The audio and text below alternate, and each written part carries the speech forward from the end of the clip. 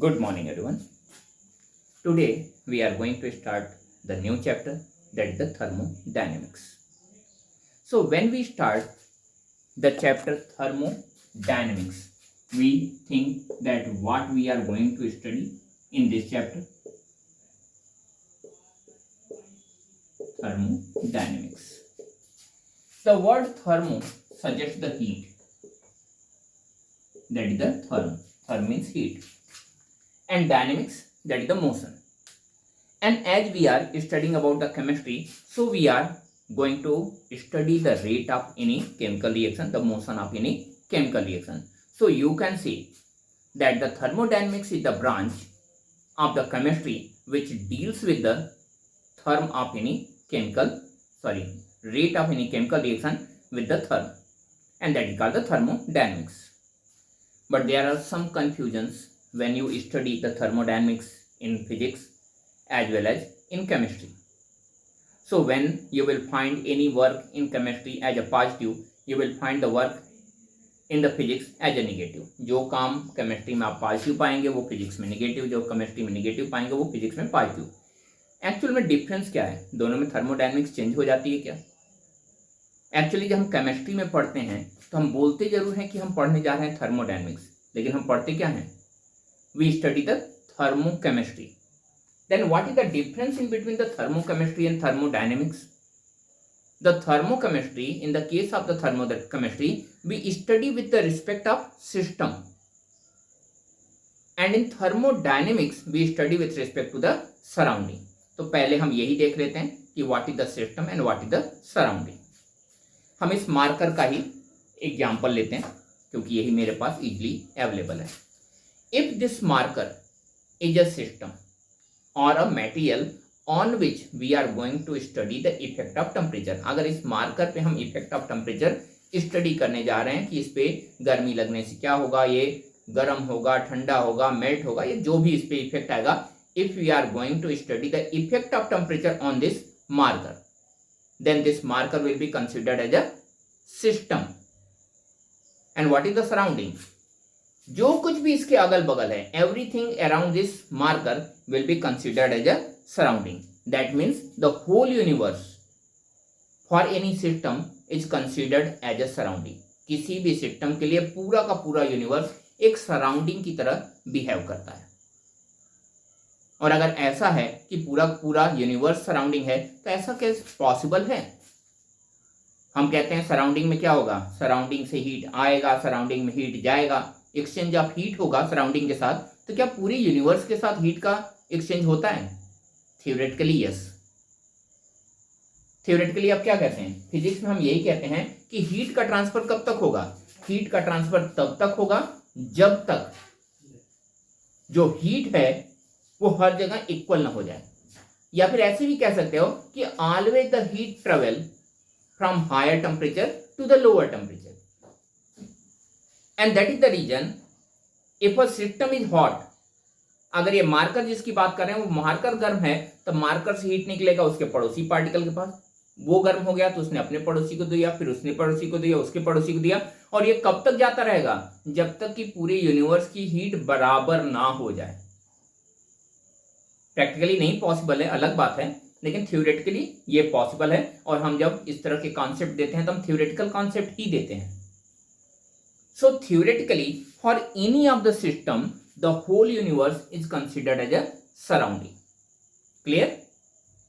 और अगर हम study with respect to system discuss कर रहे हैं, then that will be thermochemistry, and with respect to surrounding कर रहे हैं तो वो क्या होगा? thermodynamics. अब एक एग्जाम्पल देखते हैं. अगर हम इस ये पेन या मार्कर जो है ये हीट गेन कर रहा है, और अगर ये हीट गेन कर रहा है तो इसकी एनर्जी क्या है? बढ़ रही है, पॉजिटिव एनर्जी चेंज. लेकिन सराउंडिंग क्या कर रहा है? वो इसे एनर्जी दे रहा है, तो सराउंडिंग में क्या हो रहा है? Negative energy change. तो अगर इसकी एनर्जी बढ़ेगी तो सराउंडिंग की कम होगी, इसकी एनर्जी कम होगी तो सराउंडिंग की बढ़ेगी, यानी दोनों उल्टा चलता है. इस वजह से साइन भी उल्टा ही इन दोनों का रहता है. ठीक है. Now how many type of the systems are there? System कितने तरह के होते हैं? एक तरह, दो तरह, तीन तरह, चार तरह, कितने तरह के सिस्टम्स होते हैं? तो सिस्टम्स हैव 3 क्लियर कैटेगरीज कहीं कहीं पे 4 लिखे हुए हैं, कहीं पे 3 लिखे हुए हैं, तो यहाँ पे कह सकते हैं 3 तरह के सिस्टम होते हैं, जैसा कि आपके बुक में लिखा हुआ है। अब अगर हम देखें तो पहला सिस्टम हम देख रहे हैं टाइप ऑफ सिस्टम्स, और पहला सिस्टम है that is called the open system. Open system क्या है? और system where the exchange of material as well as heat both can take place, that is called the open system. तो यहाँ पे where the exchange of matter can take place and exchange of heat can also take place, that is called an open system. कोई example? The best example is the cup of tea. cup of tea क्या है? चाय के cup में आप चाय डाल सकते हैं और उसे फिर से निकाल भी सकते हैं, पी भी सकते हैं और उसमें ऐड भी कर सकते हैं। That means the exchange of matter is easily taking place. And what's about the heat? गर्म चाय रख दीजिए तो थोड़ी देर बाद वो ठंडी हो जाती है, यानी उसका हीट निकल के बाहर चला गया। और अगर उसमें चाय की जगह पे कोल्ड कॉफी रख दीजिए, कोल्ड ड्रिंक रख दीजिए, ऐसी कोई चीज रख दीजिए जो बहुत ठंडी हो, तो क्या होगा? थोड़ी देर बाद वो गर्म हो जाएगा, यानी the exchange of heat is taking place. गर्म होने पर वो हीट को लूज कर रहा है और ठंडा होने पर हीट को गेन भी कर रहा है, and that is the exchange of heat. So a system which is exchanging heat as well as matter, that is called the open system. Simple, open cup of tea. Even your classroom is also the best example of the open system. Classroom में क्या है? आप सुबह inter करते हैं, पूरे दिन तो उसी में नहीं रहते, कभी उसके बाहर जाते हैं, कभी उसके अंदर आते हैं, तो एक्सचेंज ऑफ मटेरियल तो हो ही रहा है, कभी आप अंदर आ रहे हैं, कभी बाहर जा रहे हैं, फिर अंदर आ रहे हैं, बाहर जा रहे हैं. As well as the heat is also exchanging. गर्मी के मौसम में आपकी क्लास गर्म रहती है, ठंडी के मौसम में आपकी क्लास ठंडी रहती है, यानी गर्मी के मौसम में बाहर से हीट अंदर आ गया, सर्दी के मौसम में अंदर का हीट बाहर चला गया. ठीक है ना? So exchange of heat as well as matter both are taking place, and it means your classroom is also one of the example of the open system. What is the next type of the system? The second type of system is the close system. अब ये close system क्या है? इसमें क्या exchange होगा कि नहीं होगा? तो क्लोज सिस्टम में मैटर का एक्सचेंज तो नहीं होता, लेकिन हीट का एक्सचेंज बड़े आसानी से होता है. Where the exchange of matter is not possible, but the exchange of heat is possible, that is called the closed system. अब इसका example, any air tight containers. आपने देखा होगा आपके किचन में बहुत सारे एयर टाइट कंटेनर्स होते हैं, अमेरिकन बाउल्स होते हैं, इस तरह की चीजें आपको आसानी से देखने को मिल जाएंगी. नॉर्मली अगर हम देखें, हमारे घरों पे नमकीन आती है, नमकीन कुछ दिनों के बाद मॉइस्चर ले लेता है, तो मॉइस्चर से बचने के लिए हम क्या करते हैं? मॉइस्चर से बचने के लिए उसे ऐसे कंटेनर्स में रख देते हैं जिसमें मॉइस्चर ना जाए. अब इन डब्बों में अगर मॉइस्चर को वाटर वेपर हम कह सकते हैं, वाटर वेपर नहीं जा रहा, गैस नहीं जा रहा, तो इसमें सॉलिड और लिक्विड तो एक्सचेंज हो नहीं सकते. Then the air tight containers are the example of the close system, जहां पे एक्सचेंज ऑफ मैटर तो नहीं हो रहा है, लेकिन अगर उसके अंदर आइस रख देंगे तो वो मेल्ट हो जाएगा. यानी आइस ने बाहर से हीट लेके अपने टेम्परेचर को बढ़ा लिया, मेल्ट हो गया. और अगर कुछ बॉइलिंग मटेरियल रख देंगे तो वो भी थोड़ी देर के बाद ठंडा हो जाएगा.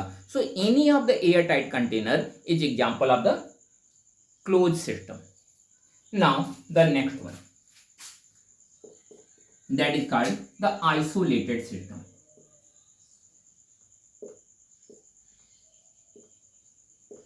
And in isolated system, neither the exchange of matter nor the exchange of heat is possible. यहाँ पे दोनों ही एक्सचेंज नहीं होते, ना ही मैटर का एक्सचेंज होता है और ना ही हीट का एक्सचेंज होता है. अब यहाँ पे हम जब इसके एग्जाम्पल्स की बात करते हैं तो हम कहते हैं, in this universe nothing is isolated except the universe itself. इस यूनिवर्स में यूनिवर्स को छोड़ के कोई भी आइसोलेटेड सिस्टम नहीं है, सिर्फ यूनिवर्स इकलौता आइसोलेटेड सिस्टम है. तो इसके लिए हम पहले ये पढ़ते हैं कि what is the isolated system, what do you mean by the isolation, what do you mean by isolated. अगर हम हिंदी वर्ड बोलें तो इसे हम कहते हैं अलग थलग. पूरी तरह से अलग थलग जो चीज हो, that is called the isolated, जिसका किसी के साथ कोई कंटेक्ट ना हो. अगर मुझे एक ऐसी जगह पे भेज दिया जाए जहां पे अगल बगल कुछ भी ना हो, कोई भी ना हो, तो मैं क्या किसी के साथ कुछ भी एक्सचेंज कर सकता हूं? अभी मैं आपसे बात कर रहा हूं, अगर बात को एनर्जी मान लिया जाए तो मैं एनर्जी एक्सचेंज कर रहा हूं अपने अगल बगल, अपने स्टूडेंट्स के साथ, अपने पेरेंट्स के साथ, अपने फैमिली के साथ। मैं फूड मटेरियल को शेयर कर सकता हूँ या और कुछ शेयर कर सकता हूँ। क्यों कर सकता हूँ? क्योंकि मेरे अगल बगल हैं, क्योंकि वो मेरे कांटेक्ट में हैं। लेकिन अगर एक ऐसी कंडीशन मानिए, ऐसा पॉसिबल तो नहीं है, ऐसी कंडीशन मानिए कि मुझे स्पेस में ले जाके छोड़ दिया गया जहाँ पे अगल बगल कोई नहीं है, किससे बात करूंगा? ना ही किसी से बात कर सकता हूं और ना ही किसी के साथ कुछ एक्सचेंज कर सकता हूं। That condition is called the material isolation या ह्यूमंस आइसोलेशन। लेकिन हीट के लिए आइसोलेशन बड़ा मुश्किल है। हीट में ऐसा कोई आइसोलेशन का कंडीशन डेवलप ही नहीं होता। आप कह सकते हैं जैसे मैंने अपने आप को कंसीडर किया कि मैं स्पेस में चला जाऊं, ऐसे ही किसी सिस्टम की बात कर लेते हैं जो स्पेस में हो। स्पेस में सिस्टम तो जा सकते हैं ना, कोई ना कोई मटेरियल तो जा ही सकता है। अगर जा सकता है तो वहां पे आइसोलेशन उनका क्यों नहीं होता? क्योंकि जब हम बात करते हैं ट्रांसफर ऑफ हीट की, ट्रांसपोर्टेशन ऑफ हीट कितने तरीके से होता है तो आपने छोटी क्लास में पढ़ा होगा 3। पहला पढ़ा था जिसे हम कहते थे conduction. The transfer of heat bye conduction किस में होता है? जनरली ये कंडक्टिंग मटेरियल्स में होता है। मेटल में होता है, लोहे में होता है, या फिर एल्युमिनियम में होता है, या ऐसी चीजों में होता है जो कि कंडक्टर होते हैं। अगर मैं आपको डिफाइन करूं, ये मान लेते हैं ये पार्टिकल्स हैं और यहां से इस मटेरियल को पास करके पीछे ले जाना है। तो एक तो तरीका है, ऐसी कई सारे मटेरियल हैं, ये यहां से उठा के यहां ले आए, फिर अगला यहां से यहां ले आए, फिर अगला यहां से यहां ले आए, अलग अलग सब अपना अपना ले जाएं। That is not a conduction. Conduction में क्या होगा? ये मटेरियल इन्होंने उठाया, अगले को पास किया, अगले ने अगले को पास किया, अगले ने अगले को पास किया, और इस तरह से अगर ये एक दूसरे को पास करते रहे, that is called a conduction. ठीक है ना? लेकिन अगर इसने लिया ये मटेरियल और ये यहां से यहां गया, रख के आया, फिर अगली बार ये आया मटेरियल लिया, ये यहां से यहां रख के आया, तो इस तरह के मेथड को हम कहते हैं कन्वेक्शन। तो ये दूसरा है कन्वेक्शन। कंडक्शन मेटल्स में होता है या कंडक्टिंग मटेरियल्स में होता है, और कन्वेक्शन क्या होता है? ये नॉर्मली लिक्विड में होता है या फिर गैस में होता है।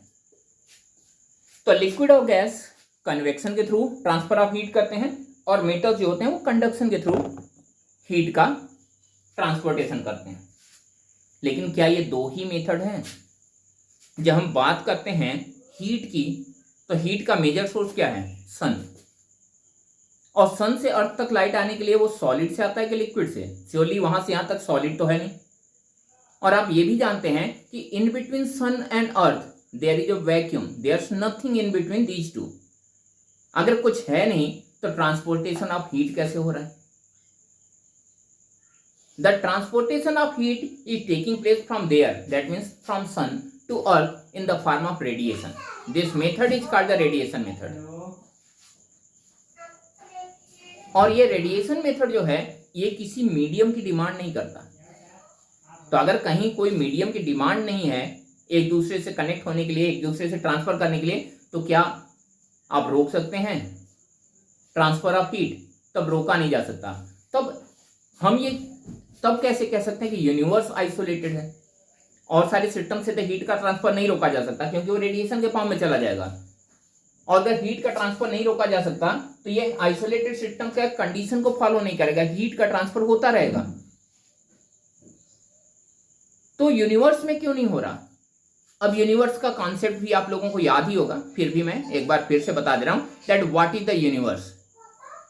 जब हम यूनिवर्स की बात करें तो हम कहते हैं whatever we can think और whatever is possible, everything is called the universe. जो कुछ भी हम सोच सकते हैं, जो कुछ भी होता है, जो कुछ भी हो सकता है, सब कुछ क्या है?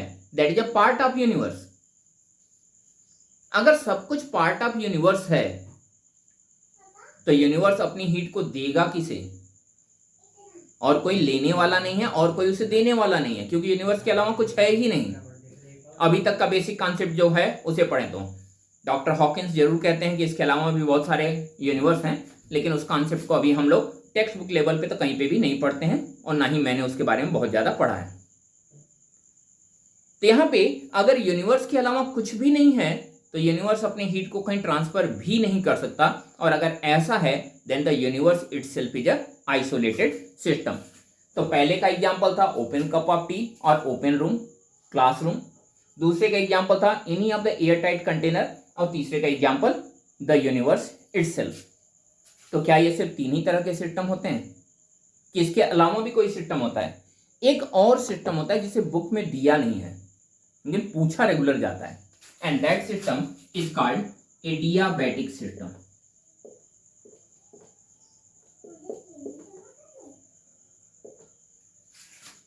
और एडियाबैटिक सिस्टम में भी ना ही मैटर का एक्सचेंज होता है और ना ही हीट का एक्सचेंज होता है, यानी यहां पर भी आइसोलेटेड सिस्टम जैसी कंडीशन को क्रिएट करते हैं। तो दोनों में डिफरेंस क्या है, कैसे पता करेंगे कि ये आइसोलेटेड है ये एडियाबैटिक है?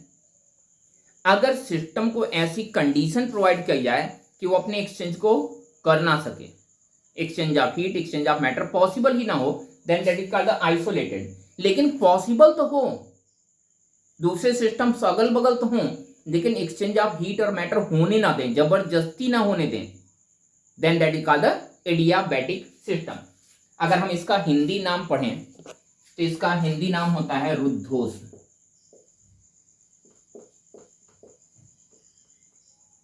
अब आप सोचेंगे कि इंग्लिश मीडियम में पढ़ाते पढ़ाते हिंदी क्यों पहुंच गए? हिंदी इसलिए पहुंच गया क्योंकि हिंदी के वर्ड्स कभी कभार चीजों को बहुत अच्छे से एक्सप्लेन करते हैं। अगर रुद्धोष्ण को देखें तो दो वर्ड से मिलकर बना है, पहला है रुद्ध यानी ब्लॉक्ड, और दूसरा है ऊष्मा मीन्स हीट। जहां पर हीट को ब्लॉक कर दिया जाए दैट इज कॉल्ड द रुद्धोष्ण, that is called the adiabatic system. And the best example is the thermos flask. यहाँ पे thermos flask is the best example of the adiabatic system. हम थोड़ा सा ये देख लेते हैं कि थर्मस फ्लास्क में हीट का ब्लॉकेज कैसे किया जाता है, या हीट को ब्लॉक कैसे कर दिया जाता है, हीट का एक्सचेंज क्यों नहीं होता, क्यों थर्मस फ्लास्क में मटेरियल गर्म का गर्म और ठंडे का ठंडा रह जाता है। तो इसके लिए हम इसे पहले हटा देते हैं। ये देखिए कुछ इस तरह से थर्मस फ्लास्क का स्ट्रक्चर होता है। थर्मस फ्लास्क के अंदर एक ग्लास लगा होता है, ग्लास में दो लेयर्स होते हैं, ये है दूसरा लेयर,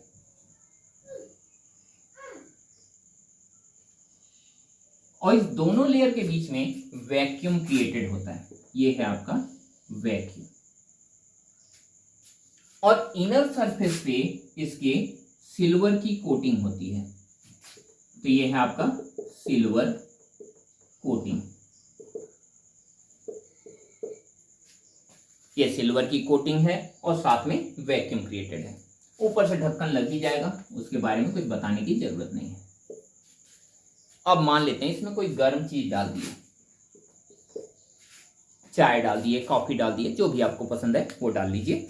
अगर इसमें आपने कोई गर्म चीज डाल दी तो कितने तरीके से हीट का ट्रांसफर हो सकता है? पहला कंडक्शन, और कंडक्शन के लिए क्या चाहिए? एक मेटल चाहिए, कंडक्टिंग मेटल।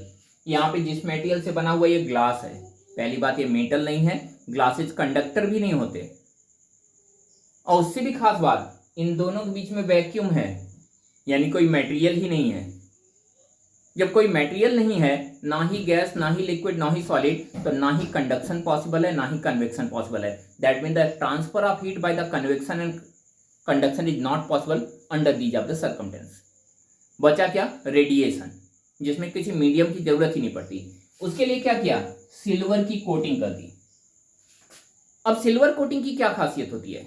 सिल्वर कोटिंग और the silver mirror is the world's best reflector.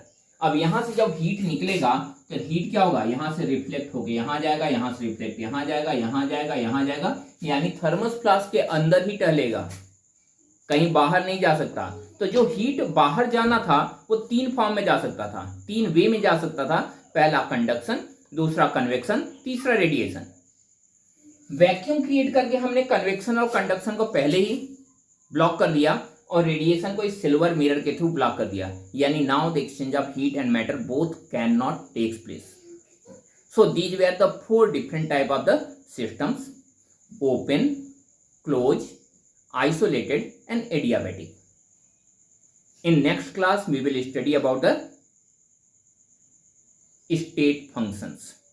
Actually आपकी बुक में लिखा हुआ है state of matter, but we are not studying the state of matter in that topic. We will study the state function. सिर्फ उसमें लिखा ही है state of matter, लेकिन उसमें पढ़ाया गया है state function. तो हम अगली बार देखेंगे state function, हम अगली बार देखेंगे state of matter, कितने state of matter होते हैं और किस तरह से होते हैं. That is not the physical state of matter, that will be the thermodynamic state of matter. तब तक के लिए bye and have a nice day. Thank you.